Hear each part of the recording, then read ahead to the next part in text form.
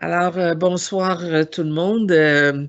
Nous sommes, comme vous allez le voir tantôt, nous sommes en huis clos. Les règles sanitaires nous obligent à tenir notre séance de façon de l'enregistrer puisqu'on ne peut pas permettre l'accès aux citoyens. Et je vous dirais aussi que chacun des membres du conseil est aussi derrière sa caméra en sécurité chez lui pour le respect des règles sanitaires aussi. Alors, on va commencer cette réunion-là. Avant d'adopter l'ordre du jour, on va faire un point 1.0 qui va faire en sorte qu'on va statuer sur le fait que la séance du conseil se tient à huis clos. Alors, est-ce que tu veux, William, nous lire notre résolution?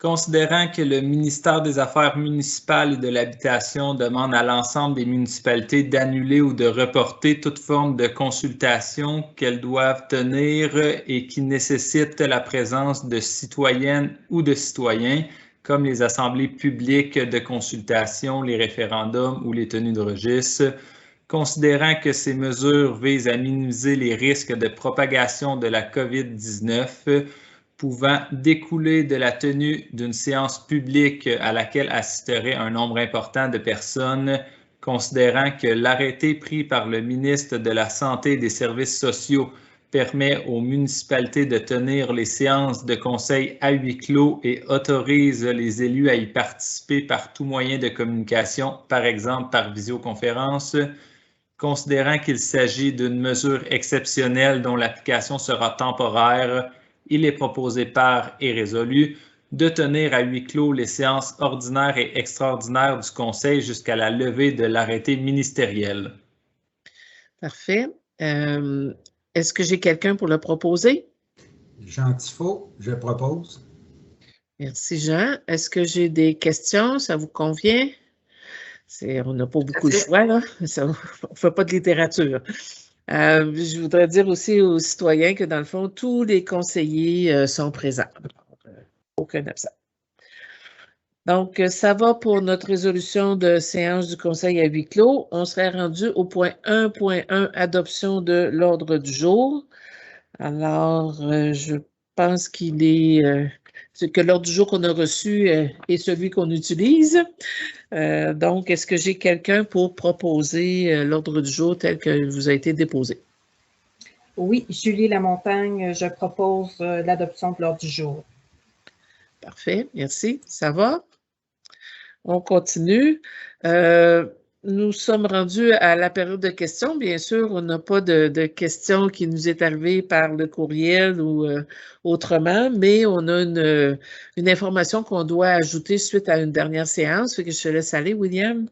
Oui, exactement. Là. Donc, comme l'année dernière, vous êtes libre de nous envoyer par courriel là, ou par téléphone à la limite là, vos questions. C'est toujours mieux par écrit. Mais on peut les poser là, pour vous à l'Assemblée du Conseil. Donc, aujourd'hui, je vais répondre à une question qu'on avait reçue à la dernière séance dont on n'avait pas la réponse là, sur le champ. Donc, c'était une question sur les fausses alarmes, savoir la tarification et tout. On parlait du règlement de taxation. Donc, à ce moment-là, on a répondu aux citoyens que les tarifs là, pour les contraventions n'étaient pas dans le règlement de taxation. Pour ce qui est des fausses alarmes, on a deux règlements qui gèrent les fausses alarmes. On a le règlement 1168 qui gère les fausses alarmes sur l'intrusion. Donc, ça, c'est le volet plus policier. Puis, on a le règlement sur les fausses alarmes incendie, le 1153, qui est ça, il est plus au niveau des pompiers.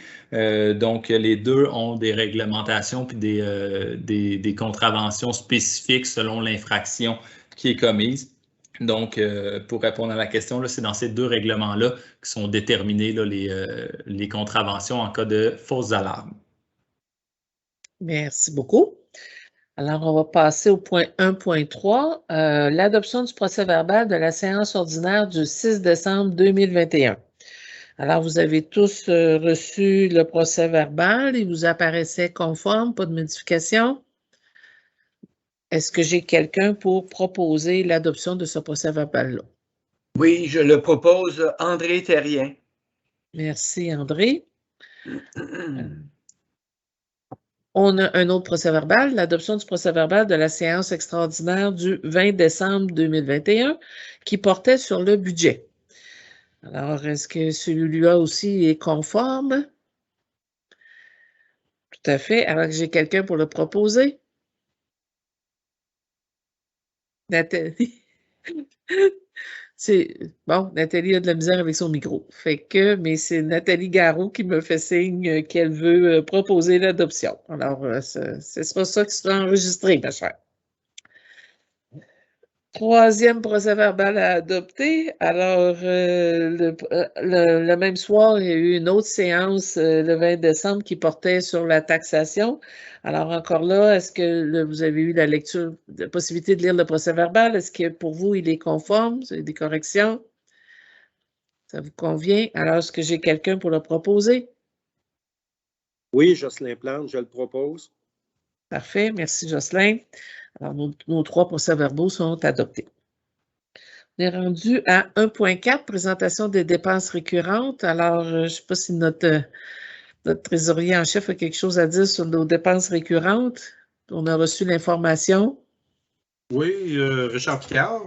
Ben, les dépenses récurrentes, c'est les dépenses habituelles. Hydro-Québec, Bell, Poste Canada, Bell Mobilité, Coop de développement pour nos services Internet. Voilà, service de carte de jardin pour les achats qui sont faits des fois sur la route ou par des commissionnaires. Puis ensuite de ça, consultants, en tout cas, certains montants qui sont allés au loisir, la répartition de montants pour la COVID. Là. Voilà, il n'y a rien de spécial. Le total de ça était 104 262. Parfait, voilà. Merci. Jusque j'ai des questions de la part des autres conseillers. Donc, ça va, c'est assez clair. On serait rendu au point 1.5, adoption des comptes à payer. Je vous laisse la parole encore, M. Richard. Oui, Richard Picard. Bon, compte à payer en date du 17 janvier. Voilà, il y en a plusieurs. En tout cas, je vais aller vers les principaux. Le numéro 17, MRC du Granit, c'est pour la cueillette des bouts septiques, là, un montant de 35 056 $. 479 Philippe Gosselin, 6 743 $, c'est du pétrole, ça. Voilà. Ensuite, il y a Municipalité de Wheaton à 542, 12 000 $. Ça, c'est pour location du camion, d'un camion incendie, parce que le nôtre est présentement en réparation.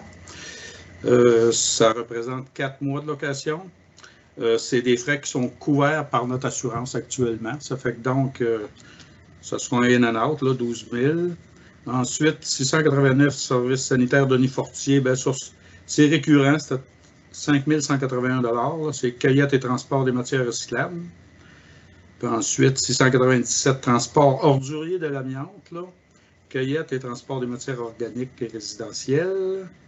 Ensuite, 707 aménagement forestier, coopératif de Wolf. Ça, c'est.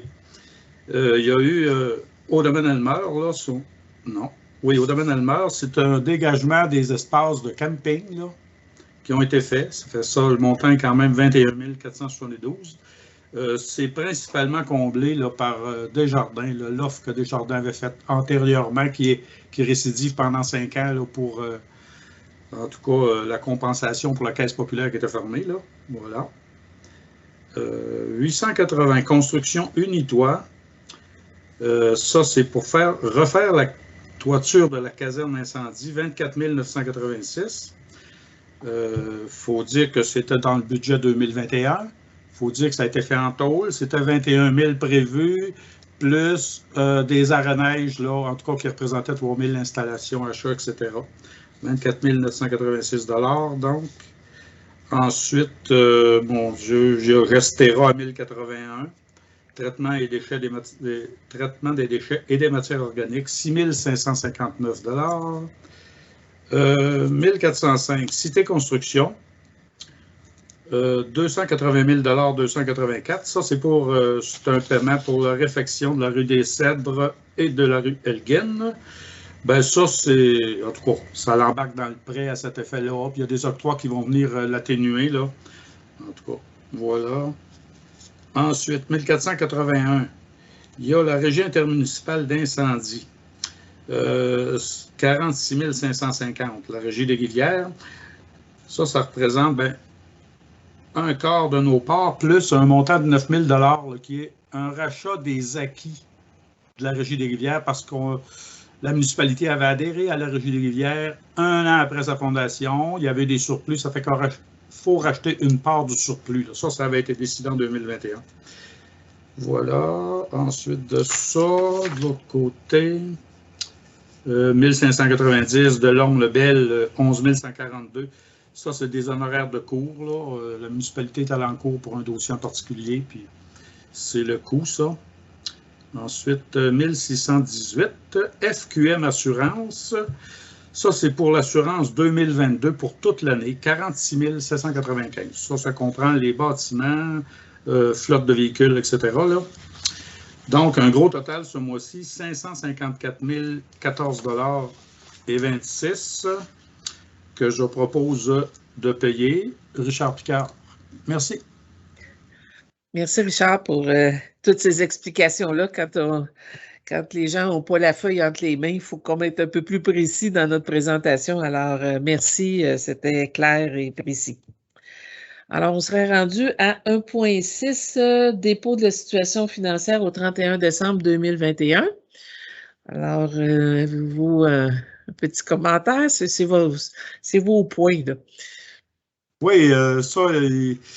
Eh mon Dieu, en tout cas, ça arrive positivement. Mais regarde, on ne peut pas reparler là-dessus. Là. C'est fin d'année, puis ça, je vais le répéter tout à l'heure parce que c'est le 14 janvier aussi. Là, puis disons que, regarde, il y a des courus à payer, il y a des dépenses payées d'avance dans ça. En tout cas, il y a des choses qui s'en vont en 2021, puis d'autres qui vont en 2022. Il va falloir attendre là, que l'audition de nos comptables, là, ça va aller au mois d'avril, mars peut-être, en tout cas. Probablement, d'habitude, on vous le communique en avril pour être capable de vous donner les chiffres exacts pour notre fin d'année, surplus ou déficit. Merci. Mais ce qu'on sait, c'est que de toute façon, ça suit déjà ce qui avait été annoncé au mois d'octobre, le bilan qui a été présenté de l'estimation au 31 décembre. On reste dans la même ligne de pensée de cette présentation-là. Oui, ça augure positivement. Parfait. Alors, est-ce que j'ai des questions là-dessus? C'est clair pour l'ensemble des conseillers? Ça va? Merci. On est rendu à 1.7, suivi des dossiers municipaux. Alors, dans le suivi, il y a peut-être informé de 2-3 éléments. Alors, un premier, il y aura la table de concertation des loisirs et de la culture qui se tiendra demain soir. Alors, c'est un moment où tout le monde, tous les organismes et le comité des loisirs, le comité de la culture, il y a des représentants qui sont autour de la table pour essayer de bâtir le calendrier des événements de l'hiver 2022. Parce que malgré tout, il y a toujours un hiver quand même, même s'il faut rester dans nos maisons. Il y a peut-être un deuxième événement que Nathalie, tu aimerais parler? Oui, en effet, Nathalie Garot.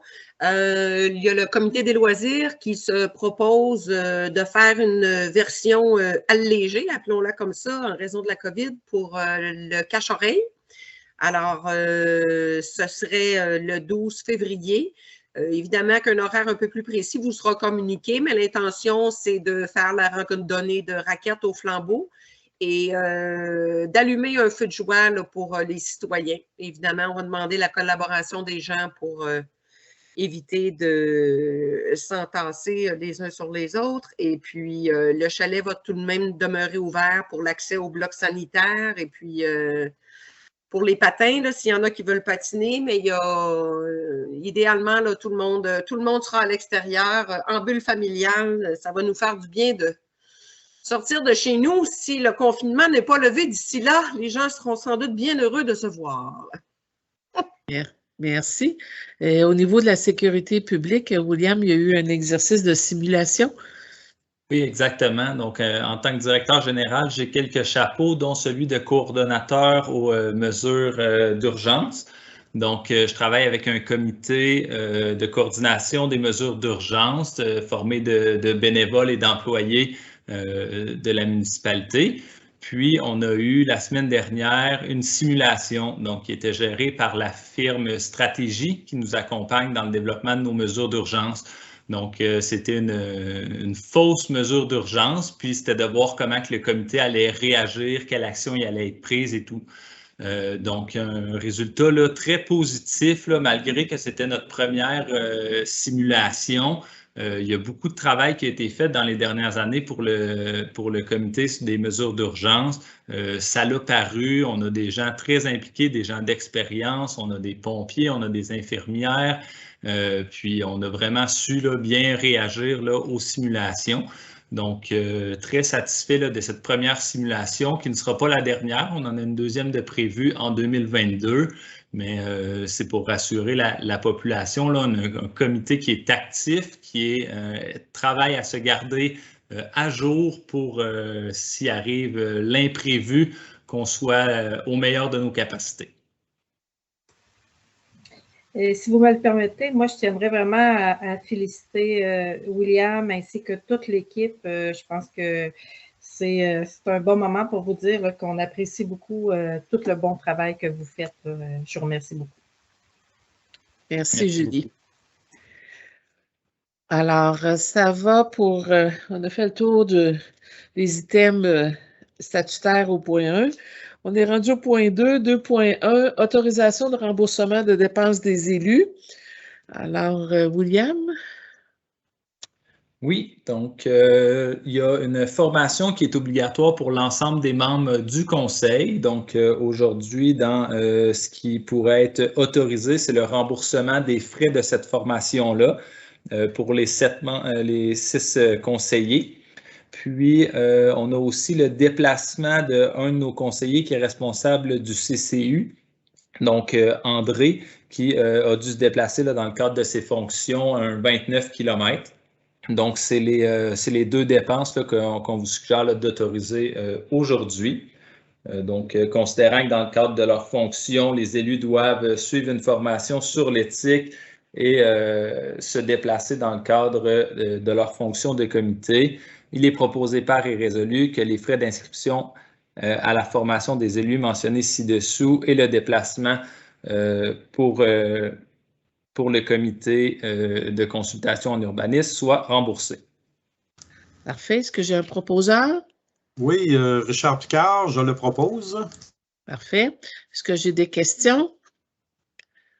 Ça va? Alors, c'est adopté. On serait rendu au point 3, Stratford 2030 ensemble en action. Alors, en 3.1, l'adoption du plan d'action 2022. Alors, l'ensemble du conseil, on a regardé le plan de développement, on a regardé le bilan qui avait été fait par le dernier conseil et on projette là, pour l'année 2022 un certain nombre d'activités ou de pistes d'action qu'on devrait mettre en œuvre pour répondre à différents objectifs. Alors, je vais y aller vraiment globalement pour que vous en ayez une idée et comme il sera adopté, ben, il sera disponible aussi sur le site web à l'endroit où il y a le plan de développement. On devrait pouvoir voir le bilan qui a été fait par le dernier conseil et notre plan 2022. Ce sera accessible à l'ensemble des citoyens si on l'adopte ce soir.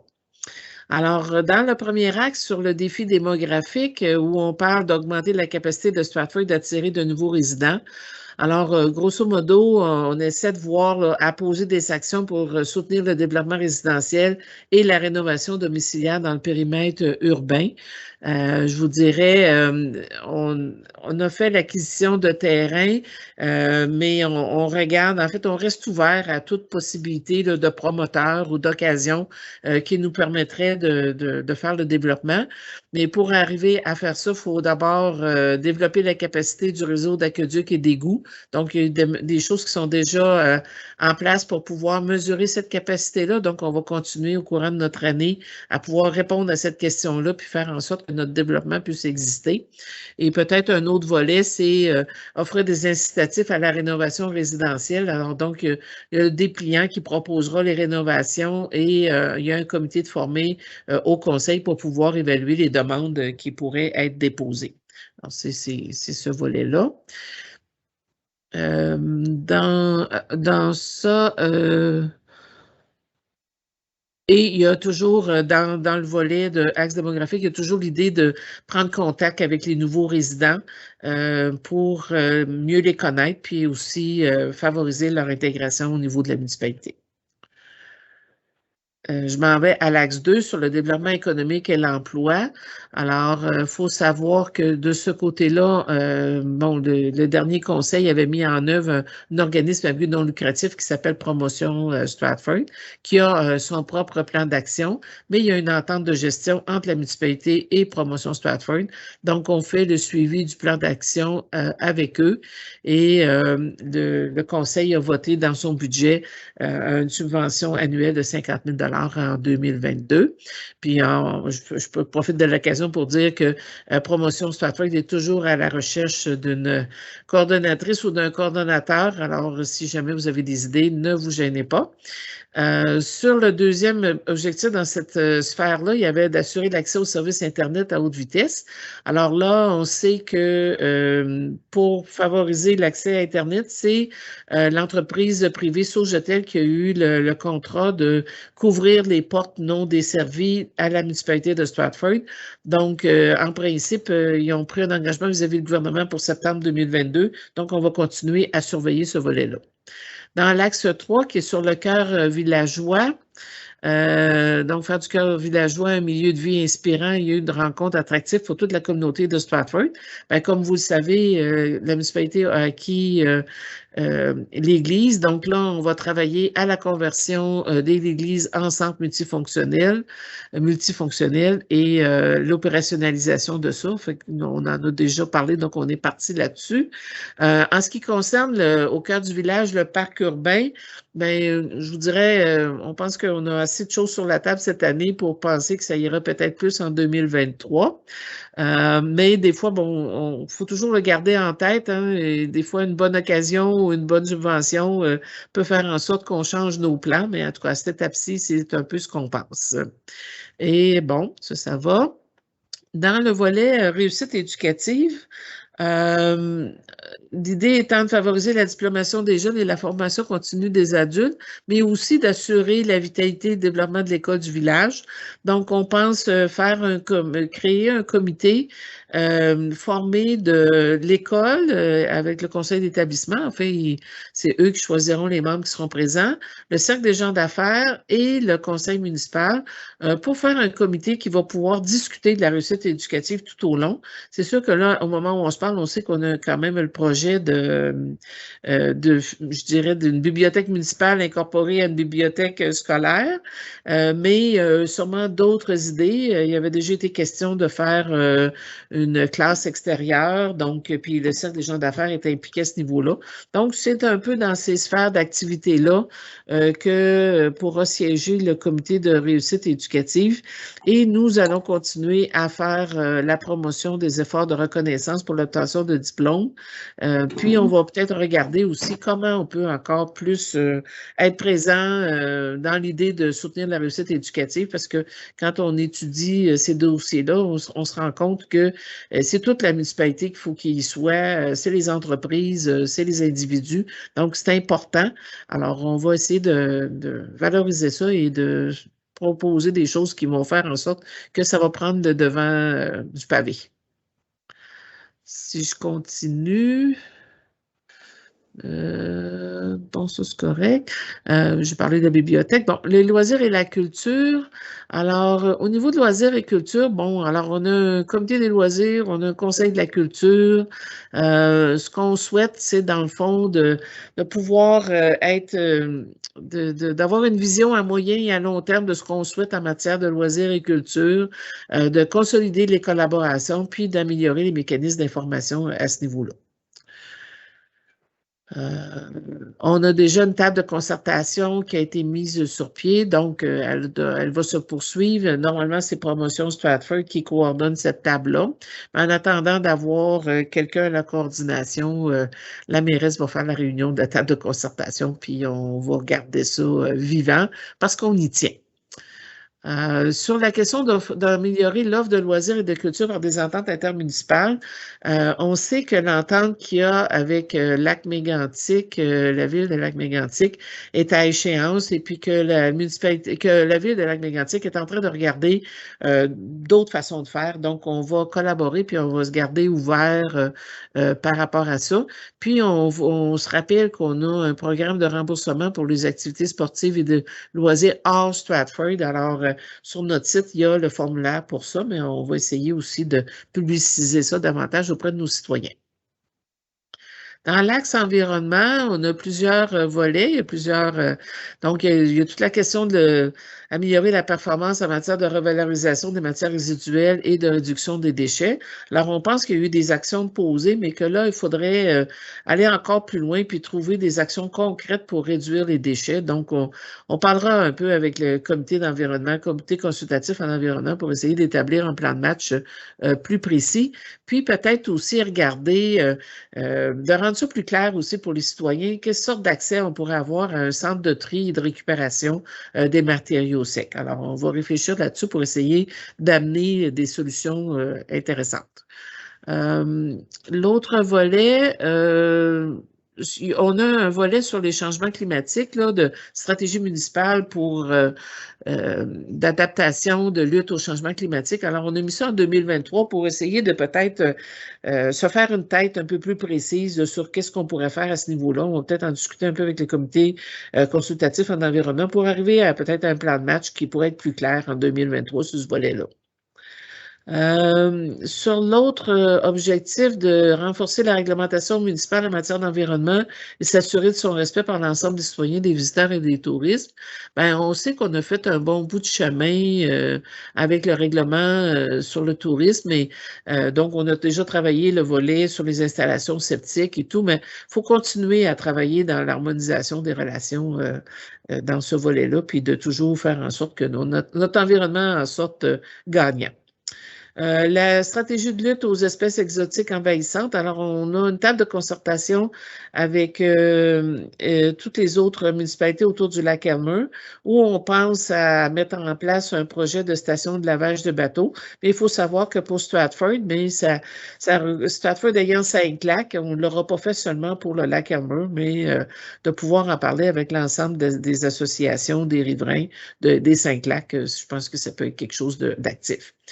On a aussi mettre en œuvre une stratégie d'embellissement de la municipalité. Alors, depuis peu, on a un comité d'embellissement, et ce qui a fait en sorte que cette année, on a obtenu nos 3 fleurons et que ça est venu avec un programme nous permettant dans les 3 prochaines années de continuer à s'améliorer. Donc, on en posera des actions avec le comité d'embellissement pour continuer sur le chemin préparé. À l'axe 7, sur le tourisme et la villégiature, alors, il y a le volet du parc Elmer et du Marais-Masquinongé, c'est ça, pour en faire un parc régional 4 saisons. Alors, on sait que le conseil d'administration de la Société de gestion du parc du lac Elmer travaille fort, a déjà déposé un plan directeur, travaille sur des actions concrètes, a soumis des choses au niveau du mouvement des jardins pour avoir du financement. Donc, il y a c'est un gros dossier. La municipalité a décidé d'appuyer ça en ajoutant des sommes d'argent pour leur permettre d'aller se chercher un coordonnateur ou un DG cette année pour permettre de faire avancer le dossier encore un peu plus. C'est un moment crucial pour ce dossier-là de développement. Sinon, il y a tout le volet promouvoir les attraits récréo-touristiques de la municipalité. Alors, on rêve toujours de notre carte avec les attraits, puis aussi de développer une signalisation qui va appuyer ça, ces attraits-là, et puis que ce soit disponible pour les citoyens pour information ou pour les gens qui viennent sur notre site comme touristes pour être au courant de tout. On est membre de la Route des Sommets, donc encore là, il y a des actions à poser avec la Route des Sommets pour qu'on soit très visible et présent. Sinon, bon, on a aussi la cohabitation harmonieuse avec les ressources excusez-moi, avec des ressources d'hébergement. Alors, on sait qu'on est en déficit d'hébergement sur le territoire de la municipalité. On a des résidences de tourisme et on a aussi un règlement, mais il faut aussi pas juste voir ça comme étant du côté de la contrainte, mais aussi du côté de ça nous permet de pouvoir héberger des gens qui sont en visite dans la région. Donc, il faut essayer de voir à faire ça de manière positive et précise aussi. Est-ce que j'ai terminé là avec ça, page 12? Je pense que oui, hein? Alors, fait que ça vous fait un tour assez rapide, là, je pense, de l'ensemble du plan d'action, mais ça permet de mettre des mots sur des volontés que le Conseil a et qui a sous-tendu la façon de faire le budget cette année. Alors, on va voir, c'est notre première année.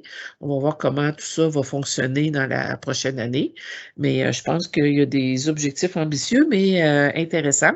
Puis, ça a pour effet de stimuler la vie municipale à Stratford. Alors, donc, on a travaillé tous ensemble à faire ce plan, fait qu'on serait rendu à peut-être lire la résolution, William, pour arriver à l'adopter. Considérant l'adoption du plan de développement Stratford 2030 Ensemble en action par le Conseil municipal du 1er juin 2020, considérant que le plan de développement doit faire l'objet d'une reddition de compte annuelle qui permet d'en mesurer l'avancement, il est proposé par et résolu que la municipalité du canton de Stratford adopte le plan d'action 2022 en lien avec le plan de développement Stratford 2030 tel que déposé au Conseil. Alors, est-ce que j'ai un proposeur? Oui, Jocelyn Plante, je le propose. Merci. Est-ce que vous avez des questions? Est-ce que ça vous apparaît clair? Ça fait le tour de la question. Merci.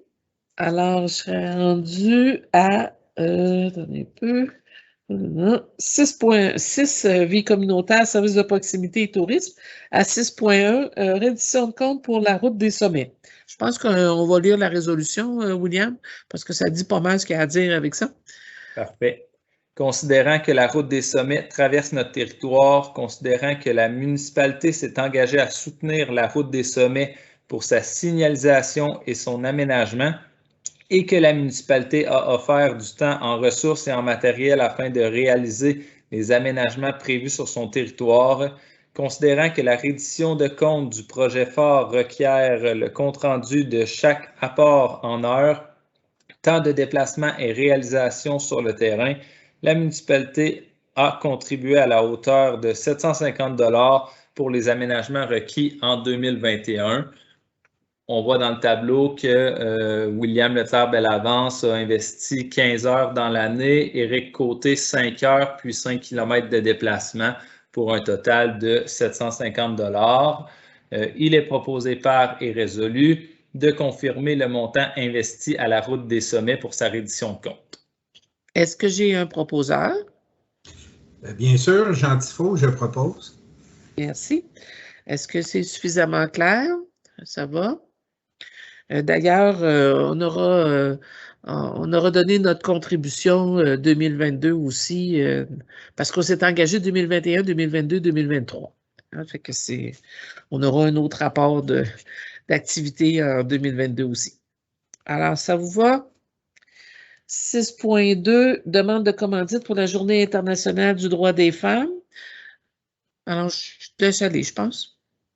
Considérant la demande de contribution financière du comité 8 mars 2022 en vue de la Journée internationale des droits des femmes organisée par le Centre des femmes de la MRC du Granit, considérant la volonté du conseil municipal d'appuyer cet événement, il est proposé par et résolu de verser la somme de 100 $ au Centre des femmes de la MRC du Granit. Est-ce que j'ai quelqu'un pour le proposer? Julie Lemontagne, j'en fais la proposition. Merci, Julie. Alors, on va espérer que la COVID va nous permettre d'avoir une journée, parce que c'est toujours intéressant ce que le comité du 8 mars fait comme journée internationale, parce que ça permet d'avoir beaucoup d'informations, même sur ce qui se passe dans notre propre communauté. Alors, c'est une belle activité, une belle cause. Alors, je suis rendue à 6.3, demande de commandite pour Centraide. Alors, on a reçu une demande de Centraide auprès de la municipalité pour savoir si on voulait contribuer.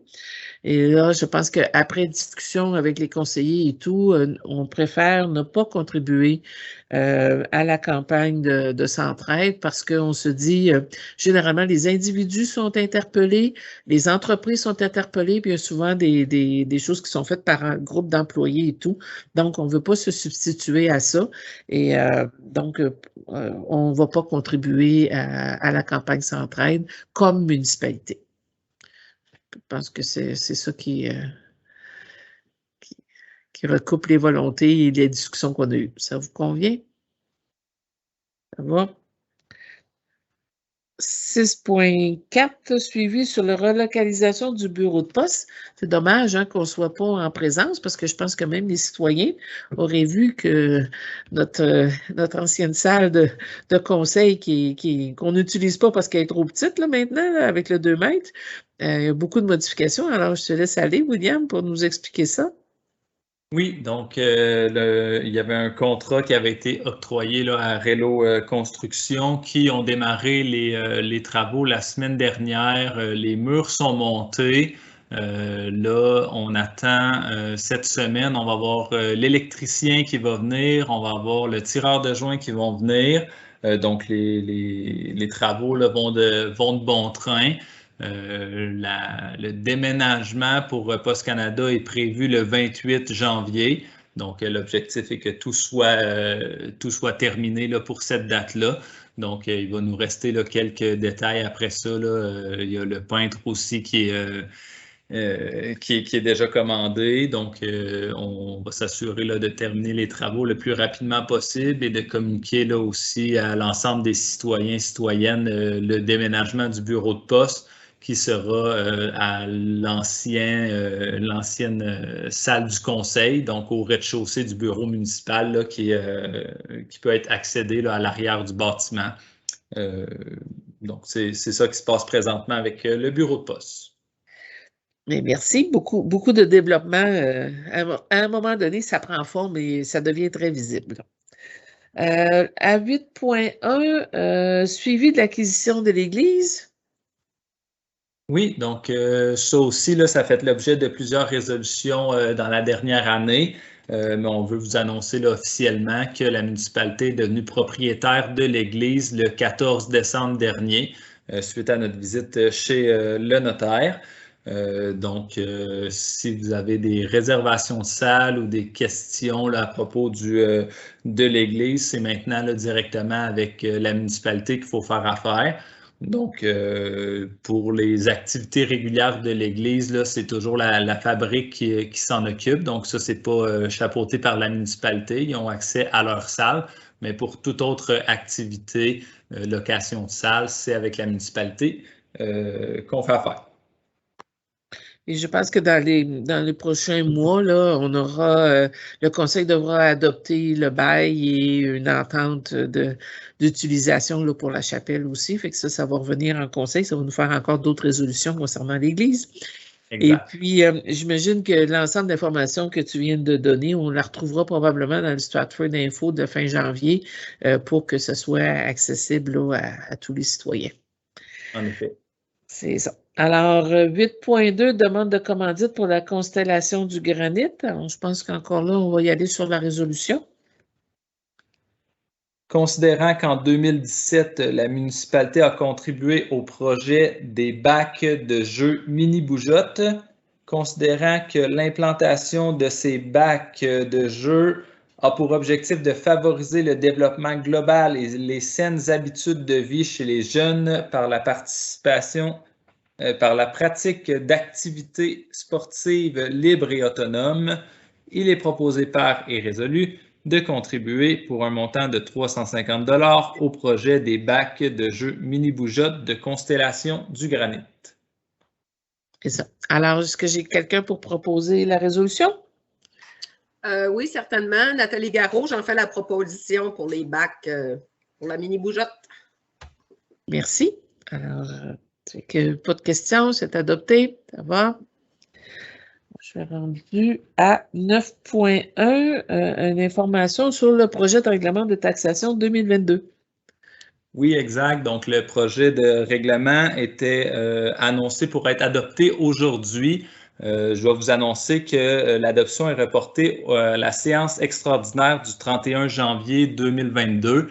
Le prolongement des mesures sanitaires font qu'une consultation écrite de 15 jours était nécessaire avant l'adoption. Donc, j'aurais dû convoquer une consultation écrite avant Noël. À ce moment-là, on parlait du 10 janvier, donc ce n'était pas nécessairement nécessaire, mais avec le prolongement, je me suis fait avoir. Donc, on va reporter l'adoption au 31 janvier.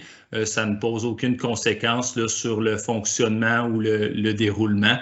C'est en février qu'on fait les comptes de taxes, là, donc il n'y a pas de répercussions réelles, mais l'adoption va se faire le 31.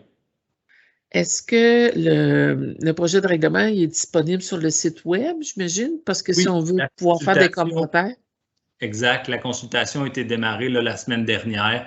Donc, le 15 jours est en cours. Donc, si les citoyens, les citoyennes ont des commentaires, des questions, le projet de règlement est sur le site, comme le budget aussi 2022.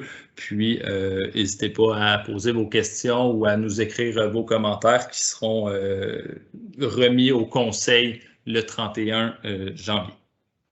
Parfait. Merci beaucoup. Au point 10.1, adoption du deuxième projet de règlement numéro 1200 modifiant le règlement de zonage. Peut-être que je te laisse encore aller.